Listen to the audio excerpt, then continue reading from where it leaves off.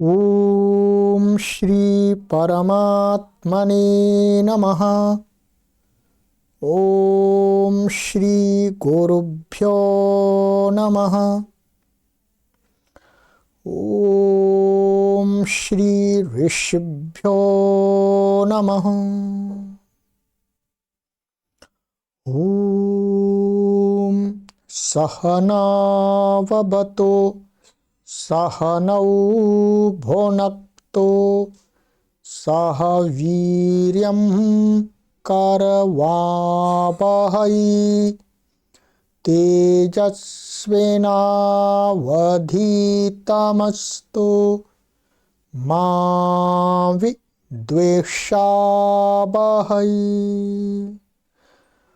ओम शांति शांति शांति। सर्वेभ्यो नमः। देववाणी संस्कृतं यूट्यूब चलदृश्यं प्रति भवतां भवतीनां च हार्दं स्वागतम्। मित्रों, चतुर्थाध्यायस्य परीक्षायाः उत्तरपत्रम्। ठीक है, गत कक्षा में हमने आपको चौथे अध्याय की परीक्षा का प्रश्न पत्र दिया था। आपने उसको हल किया होगा। अब आपने कितना सही किया है, कितना गलत किया है, उसका परीक्षण आपको आज कराया जाएगा। ठीक है, कितने अंक का कितना कौन कौन सा प्रश्न था, ये सब पिछली कक्षा में हमने बातें बता दी थी आपको। अब आपको ये एक निवेदन अवश्य किया जाएगा कि आपको ये हम मिलान करा रहे हैं, आपकी कॉपी को चेक करा रहे हैं। आप जितने भी अंक प्राप्त करें, 1 से लेकर के 100 अंक तक, सभी पाठक महानुभाव व्हाट्सएप नंबर पर हमें सूचित अवश्य करें। व्हाट्सएप नंबर है 8319694799। इस पर कीजिएगा। यदि इस पर आपको नहीं संपर्क हो पाता है तो दूसरे नंबर पर कर सकते हैं, परंतु सर्वप्रथम आप इस नंबर को प्रायोरिटी में रखिएगा, उस पर हमें सूचना दीजिएगा, फिर हम भी आपको शुभकामनाएं देंगे। चलिएगा, तो आपने जो कॉपी नोटबुक पर जो हल किया है उस कॉपी को खोल लीजिएगा, हाथ में पेन ले लीजिएगा। ठीक है, अब आप अपने मार्क्स को अंकित करते जाएंगे। अच्छा, ये गलत हो गया, इसके अंक कट गए, ये सही है, इसको इतने अंक मिल गए। ठीक है, चलिए। तो आपको पहला प्रश्न था हमारा कि अधस्तात् केषांचित् पंचानां सूत्राणां पदच्छेद विभक्ति वचनानि लिखत। 5 सूत्रों के विभक्ति और पदच्छेद और वचन लिखना था। ठीक है, तो अब मैंने 7 के में आपको मिलान कराऊंगा। ठीक है, 7 में से 5 जो आपने किए उनको आप मिलान करेंगे। ठीक है, आराम से करेंगे। पहले एक बार सुन लीजिएगा, फिर बाद में आप आराम से रोक रोक करके मिलान कर लीजिएगा। ठीक है, चलिएगा। तो पहला आपका हमारा सूत्र था सुधातु कंच। तो इसमें एक पद है आपका सुधातु, ये षष्ठी विभक्ति एक वचनांत था। ठीक है, दूसरा पद है इसमें अकंग, ये प्रथमा विभक्ति एक वचनांत है। और च अव्यय पदम, अव्ययः न अव्यय है। ठीक है, फिर दूसरा था हमारा तो बहुव्रीहि है, पंचमी विभक्ति एक वचनांतम। ऊधसः पंचमी विभक्ति एक वचनांतम। गीष प्रथमा विभक्ति एक वचनांतम। ठीक है, चलिएगा। तीसरा है हमारा लुप प्रथमा विभक्ति एक वचनांतम। अविशेषे सप्तमी विभक्ति एक वचनांतम। सरल है। चौथा था, चौथे का है पदच्छेद व्यक्ति वचन सा प्रथमा व्यक्ति एक वचनांत। ठीक है, यहां ध्यान देंगे, हमने आपको पढ़ाते समय यहां पर यह भी बताया था कि सा ये लुप्त पंचम्यंत निर्देश है। तो यदि आपने लुप्त पंचम्यंत निर्देश लिखा है तो भी ठीक है। ठीक है, और आपने पुस्तक के अनुसार प्रथमा व्यक्ति एक वचन लिख दिया तो भी ठीक है, दोनों प्रकार से ठीक है, आपके अंक नहीं कटेंगे। ठीक है, अस्मिन सप्तमी व्यक्ति एक वचनांतम, पौर्णमासी प्रथमा व्यक्ति एक वचनांतम, इति अव्यय पदम माने अव्यय। ठीक, चलिएगा, पांचवा है आपका गोह पंचमी व्यक्ति एक वचनांतम, पुरीशे सप्तमी व्यक्ति एक वचनांतम। ठीक है, छठा है उरसः पंचमी व्यक्ति एक वचनांतम, अण प्रथमा व्यक्ति एक वचनांतम, च अव्यय पदम माने अव्यय।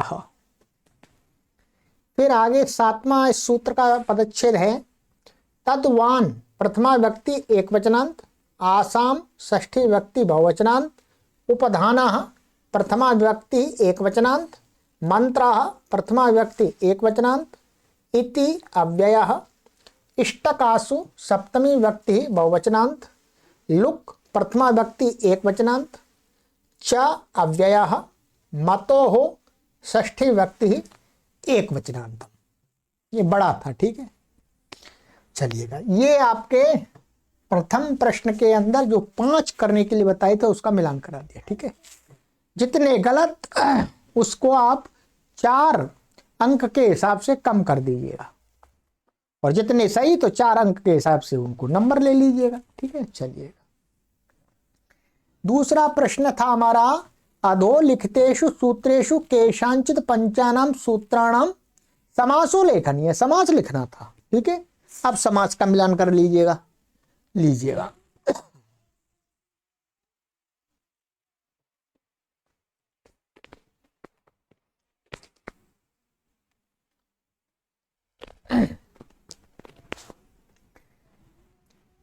पहला सूत्र था अजाद्य तष्टाप। ठीक है, समास करना है बस, इसमें समास था, समास माने स जीरो, इसका अर्थ है समास। ठीक है, आजा आदिर एशाम अजादयः। ठीक है, ऐसा भी कर सकते हैं, अथवा आप ऐसा कर सकते हैं, यहां पर आपने ऐसा किया आजा आदिर एशाम ते भी लगा सकते हैं, और बिना ते के भी लिख सकते हैं अजादया।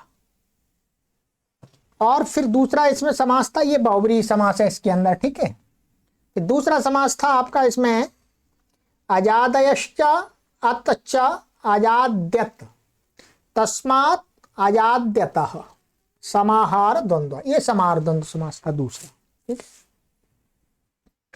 चलिएगा, दूसरा सूत्र था पुत्रांतादन्यतरस्याम समासः, पुत्रः अन्ते यस्य स पुत्रांतः तस्मात् पुत्रांतात् बहुब्रीहि, ये बहुब्रीहि समास है।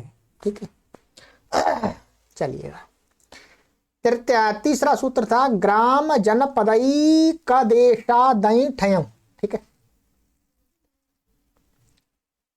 अच्छा, चलिएगा, तो समास है इसमें पहले, इसमें ग्रामश्च जनपदश्च ग्राम जनपदौ, ये इतरेतर योग द्वंद्व हो गया। ठीक है, यहाँ पर इसमें ऐसा हो गया है, इसको सही कर लीजिएगा, इतरेतर या तर छूट रहा है। ठीक है, इतरेतर योग द्वंद्व हो गया, और तयोः एकदेशः ग्राम जनपदैकदेशः तस्मात् ग्राम जनपदैकदेशात्, ये हो गया आपका षष्ठी तत्पुरुष समास। ठीक है, कौन सा हो गया, ये षष्ठी तत्पुरुष समास हो गया यहाँ पर। ठीक है, एक और इसमें समास रह गया, उसको मैं करके बता देता हूं, आप ध्यान पर रख लीजिए। ठीक है, ऐठयम्, तो इसमें आप कैसे करेंगे, इसमें आपने ऐसे करना है ऐच ठैच ऐठयम्। ठीक है, ये इतरेतर योग द्वंद्व समास है ये वाला, ठीक है, मिलान कर लीजिएगा, आपने लिखा होगा, ठीक है, वो छूट गया वहां पर टाइपिंग में। और आगे चौथा सूत्र है हमारा प्राणी रजतादिभ्यों, ठीक है। तो समास, समास है इसके अंदर आपका रजता आदिर येषाम ते रजतादयः बहुव्रीहि, ठीक है। और फिर है दूसरा प्राणिनश्च रजतादयश्च प्राणि रजतादयः तेभ्यः प्राणि रजतादिभ्यः। ये आपका इतरेतर योग द्वंद्व है, ठीक है, इतरेतर योग द्वंद्व।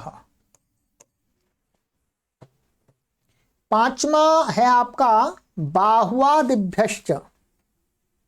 तो समास है इसमें बाहु आदिर येषाम ते बाहुआदयः तेभ्यः बाहुआदिभ्यः बहुव्रीहि समास, माना बाहु, बाहु शब्द आदि में है जिनके, ठीक है, तो ये बहुव्रीहि हो गया। छठवां था आपका मत्वर्थे मास तन्वोः, ठीक है। तो इसमें समास है मतोः अर्थः मत्वर्थः षष्ठी तत्पुरुष, ठीक है। और मासश्च तनुश्च मास तन्वौ तयोः मास तन्वोः, ये इतरेतर योग द्वंद्व, तर सब में जोड़ लीजिएगा, ये छूट गया है टाइपिंग में, ठीक है, क्षमा कीजिएगा, कितना ध्यान से कर पाते हैं तो भी छूट जाता है कोई न कोई अक्षर। तो इतरेतर योग द्वंद्व ये हो गया। सातवां था आपका पदोत्तर पदम गृह्णाति। तो इसका समास है, समास पदम उत्तर पदम यस्य तत् पदोत्तर पदम, तत् पदोत्तर पदम। यहां पर वास्तव में ये क्या है, नहीं, ये द्वितीय विभक्ति एक वचनांत का पद है, द्वितीय व्यक्ति का है, ठीक है। तो यहां पर आपकी पुस्तक में लिखा था पद शब्द उत्तर पदम यस्य, तो वहां से शब्द को रखने की कोई आवश्यकता नहीं है, सीधा पदम रख दीजिएगा, पदम उत्तर पदम यस्य तत् पदोत्तर पदम। यदि आपने शब्द भी लिखा हुआ पुस्तक के अनुसार, माने पद शब्द उत्तर पदम, तो भी ठीक है, ठीक है, गलत नहीं है। तो ये हो गया। तो और ये फिर क्या है, ये तो होगा तत् उत्तर पदम, और फिर तत् तो नपुंसकलिंग में है ये, तो नपुंसकलिंग में क्या बनता है, तत् तत् ही बनता है, प्रथमा में भी और द्वितीय में भी। तो फिर दोबारा द्वितीय में दिखाने के लिए तत् पदोत्तर पदम, इसलिए तत् दोबारा दिखाया गया है, ठीक है, ये द्वितीय व्यक्त्यंत पद है। तो बाहुव्रीहि है, बाहुव्रीहि समास है। ये आपके दो प्रश्न हमने आपको चेक करा दिए। अब आ जाइएगा तीसरा, तृतीय प्रश्न अधस्तात् कानिचित् पंच सूत्राणि पुस्तकम दृष्ट्वा पूरयत, पूरे करने थे आपको, ठीक है। तो ये आपने पूरे किए होंगे, मिलान कर लीजिएगा। पाक कर्ण पर्ण पुष्प फल मूल बालोत्तर पदाच। दूसरा नख मुखात संज्ञायाम। तृतीय, तीसरा नक्षत्रेण युक्तः कालः। चौथा रंकोर मनुष्येण च। पांचवा तस्य व्याख्यान इति च व्याख्यातव्य नाम्नः। छठा पथ्य तिथि वसति स्वपतेर्ढै। सातवां संहिता शफलक्षण वामादेश्च। ये 7 सूत्र पूरे कर दिए मैंने, अब आपने जो किया उनका मिलान कर लीजिए। चतुर्थ प्रश्न, अब चौथा प्रश्न है आपका, अधोलिखितेषु शब्देषु केषांचित् पंचानां प्रयोगानां समक्षे निर्दिष्ट कार्याणि केन केन सूत्रेण भवन्ति। सूत्राणि लिखत, केवल सूत्र लिखने थे, ये कार्य इससे हुआ, ये कार्य उससे हुआ। चलिए अब मिलान कर लीजिएगा।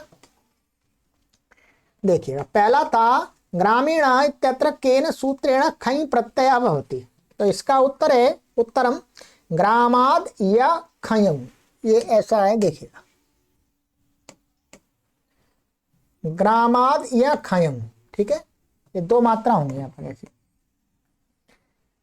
दूसरा था मध्यमा केन सूत्रेण मध्यमा इत्यत्र केन सूत्रेण मा प्रत्यय भवति। मध्यमा यहाँ पर किस सूत्र से का मा प्रत्यय हुआ है, तो इसके लिए उत्तर था मध्यान मह, इस सूत्र से मा प्रत्यय हुआ है। तीसरा राष्ट्रीयः इत्यत्र केन सूत्रेण घ प्रत्ययः भवति। घ प्रत्यय किससे हुआ था? उत्तर है इसका उत्तरम राष्ट्रावार पाराद घखौ, इससे हुआ था घ। चौथा पैतृश्वश्रिय इत्यत्र केन सूत्रेण क्षण प्रत्ययः भवति। क्षण प्रत्यय किससे हुआ है? तो उत्तरम, उत्तर है इसका पितृश्वशुष्क्षण, इससे हुआ था क्षण। पांचवा मानुषः इत्यत्र ऐ प्रत्ययः केन सूत्रेण भवति। इसका उत्तर था उत्तरम मनोर्जाता वैन्यतौ शुक च, इससे ऐ प्रत्यय हुआ था और शुक आगम होता है। तो हमने प्रत्यय पूछा था आपको। छठा यौष्माकीर्ण इत्यत्र केन सूत्रेण खई प्रत्यय भवति। यहाँ पर खई प्रत्यय कौन से सूत्र से होता है? इसका उत्तरम इष्म दश्मदोरन्यतरस्याम, इससे होता है। सातवां सतीर्थ्या इत्यत्र यत प्रत्यय केन सूत्रेण भवति, किस सूत्र से होता है? इसका उत्तर है समान तीर्थे वासी, इससे होता है यत प्रत्यय। चलिएगा अंतिम प्रश्न और पांचवा प्रश्न। अधस्तात् केचित पंच समाधेयाः, नीचे से करीब 5 का समाधान करना है। ठीक है। नंबर 1 तद्धित संज्ञा केन सूत्रेण जायते। तो इसका उत्तरम तद्धिताः। ठीक है। दूसरा अपत्यार्थ का प्रत्यय चतुर्थाध्यायस्य कस्मिन् पादे वर्तन्ते। उत्तरम प्रथम पादे, प्रथम पाद में।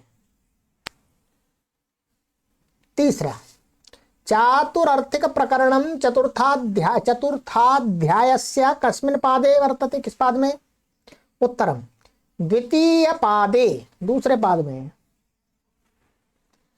चौथा उगितश्च इत्यनेन सूत्रेण कः प्रत्ययः भवति। उगितश्च सूत्र से कौन सा प्रत्यय होता है? उत्तर है ङीप, ङीप प्रत्यय होता है। पांचवा कस्मात् समर्थ विभक्ते प्रातिपदिकात् समूहेऽर्थे प्रत्ययाः भवन्ति। उत्तर है षष्ठी समर्थात्, षष्ठी समर्थ से होता है। नंबर 6 आचार्यानि इत्यस्य कः अर्थः। इस शब्द का क्या अर्थ था? चलिएगा उत्तरम आचार्य की पत्नी, माने आचार्य की पत्नी को बोलते हैं आचार्यानी, और जो स्वयं पढ़ाती लिखाती है उसको क्या बोलते हैं? आचार्या। ये मैंने आपको अच्छी प्रकार से समझा दिया था। तो आचार्य की पत्नी को, वो पढ़ाती लिखाती नहीं है, वो आचार्य के कारण से उसको आचार्यानी कहा जा रहा है। ठीक है। यदि वो ऐसा भी हो सकता है किसी आचार्य की पत्नी वो पढ़ाती लिखाती भी हो तो वो आचार्या भी है, स्वयं के विद्या के निमित्त से वो आचार्या है। यदि पति के कारण उसको कहेंगे संबंध लगा करके कि आचार्य जी की पत्नी है तो आचार्यानी ऐसा कहा जाएगा। ये तो मैंने समझाया था आपको। चलिए तो यहां पर आचार्यानी का अर्थ है आचार्य की पत्नी। ठीक है। चलिए मूल्यम, सातवां अंतिम मूल्यम इत्यत्र कः प्रत्ययः भवति। मूल्यम इसमें कौन सा प्रत्यय था? उत्तरम यत् प्रत्यय, इसमें यत् प्रत्यय होता है। इति, ये हो गई आपकी चौथे अध्याय की परीक्षा पत्र चेक। अब आपने कितने मार्क्स प्राप्त किए हैं उनको मुझे आप इस नंबर पर, व्हाट्सएप नंबर पर ध्यान देंगे, व्हाट्सएप नंबर पर